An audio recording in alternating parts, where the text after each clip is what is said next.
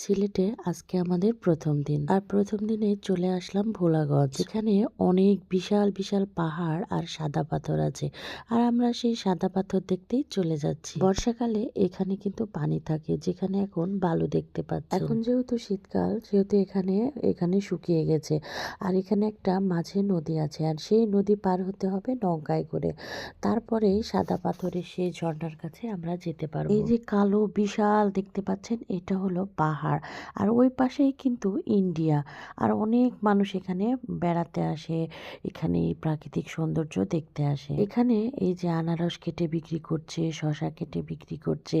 আসলে এখানে আপনি গেলে যখন একটু গরম লাগবে, তখন কিন্তু শশা খেতে, আনারস খেতে অনেক মজা লাগে। এই তো আমার ছেলে মেয়েও সেটা কিনে কিনে খাচ্ছিল, আর আমরা নৌকার জন্য অপেক্ষা করছিলাম। এই যে নদী দেখতে পাচ্ছেন, এই নদীটা কিন্তু ঝর্ণা থেকে হয়েছে।